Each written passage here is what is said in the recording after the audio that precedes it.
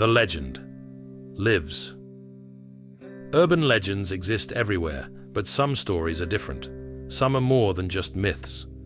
The tale of the Bunny Man has haunted Fairfax, Virginia for decades. A man in a tattered rabbit suit, wielding a hatchet, lurking near an old bridge. They say he hunts those who wander too close, that he never lets them leave. For Mark and his friends, the legend was more than just a ghost story. It was an opportunity, a chance to uncover the truth. Armed with cameras, notebooks, and an insatiable curiosity, they drove deep into the Virginia woods, following a winding road that led them to the infamous Bunny Man Bridge. The night was thick with fog, the trees looming like silent watchers. Their car rolled to a stop.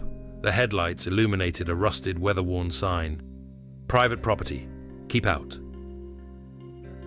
The GPS flickered. Then, the signal cut out entirely. Mark grinned. He had been waiting for this moment. With a deep breath, they stepped into the darkness. The first omen.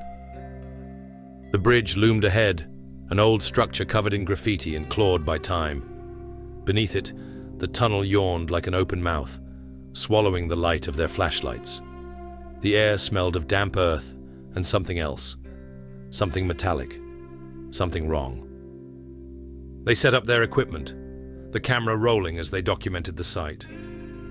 The night was eerily still, the kind of silence that makes the world feel empty. But then, a sound. A rustling in the trees. Slow, deliberate. Then, faint laughter, high-pitched, almost playful. The group tensed, exchanging uneasy glances. Another sound, metal tapping against wood. A rhythmic pattern, like a signal. They swung their flashlights toward the tree line, but there was nothing. Only shadows shifting between branches. The wind had died completely. Even the insects had gone silent. Then Lisa gasped. Near the base of the bridge, scattered across the dirt, were carcasses. Small animals, rabbits, birds, each one torn open, their remains arranged in twisted, deliberate patterns. And then they saw the note. Pinned to a tree with a rusted hatchet, its blade buried deep into the bark. The paper was damp, the ink smudged, but the message was clear. "Leave, or we play." The silence pressed in around them, and then the laughter returned. Closer this time.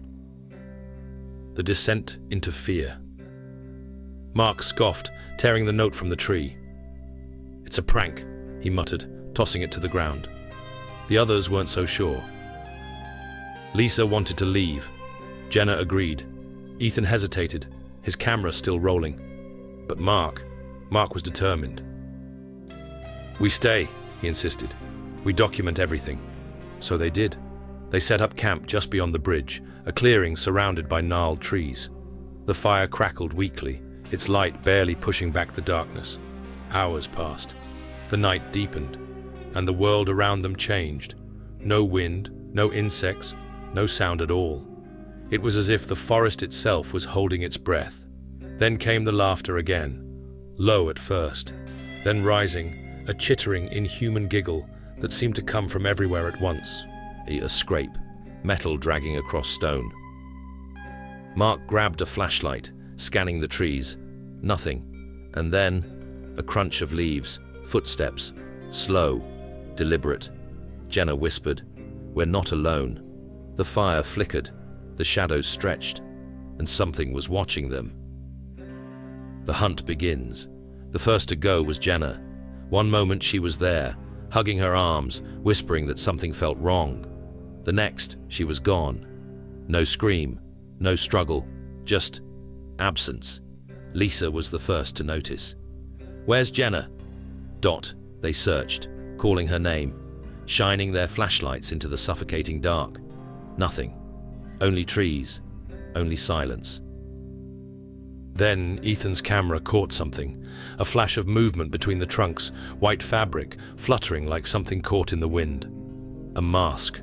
Hollow black eyes staring back. The camera cut to static ... Panic set in. Lisa wanted to run. Ethan argued they had to stick together. Mark refused to leave without Jenna. Then came the sound. A rhythmic thump, a hatchet striking wood, over and over. A warning. Then another noise, closer this time. The crunch of footsteps, heavy, unhurried. They turned toward the path, the way they had come. Blocked. A car overturned, burning, twisted metal, flames licking at the night sky. There was no way out. Lisa clutched Ethan's arm. "We're trapped." And the laughter returned, closer. The bunny man revealed. Mark gripped the rusted hatchet they had found buried in the dirt. It was their only weapon, their only chance. Ethan held the camera tightly, breathing heavy, scanning the darkness. "We need to move," he whispered, but it was too late. The breathing came first, low, ragged, just beyond the tree line. Then a shadow moved, slow, deliberate, stepping into the firelight. A figure, a man, if he could still be called that, dressed in a filthy, tattered rabbit suit. The fabric yellowed with age, matted with something dark. The mask. It wasn't a mask.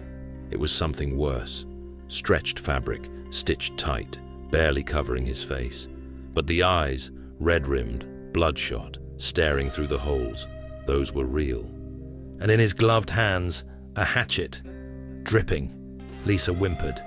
Ethan took a step back. Mark clenched his jaw. "Stay together," he muttered. The bunny man tilted his head, watching.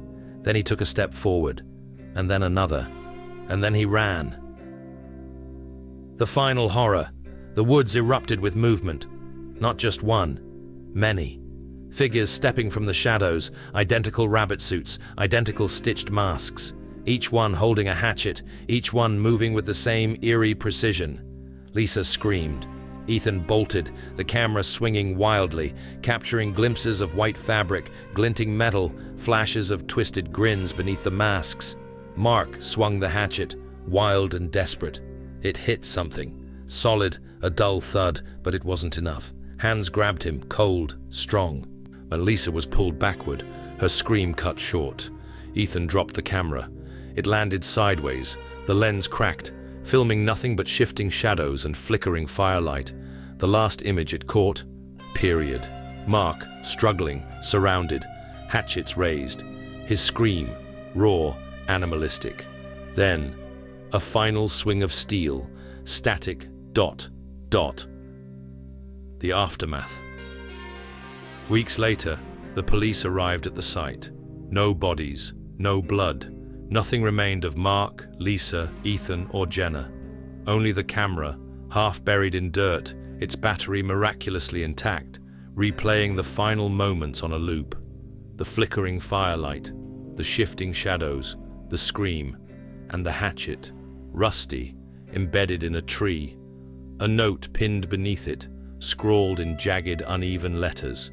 "See you next Halloween." The investigation led nowhere. No suspects, no explanations. Just another missing persons case, swallowed by the legend. The town moved on. The stories continued. And at Bunnyman Bridge, when the wind is just right, some say you can still hear the laughter. Still hear the scraping of metal on stone. Still feel the eyes watching from the dark, waiting, because the Bunnyman never leaves. He only waits for the next ones to come looking. If you enjoyed this story, don't forget to like and subscribe for more. And remember, some legends are better left alone.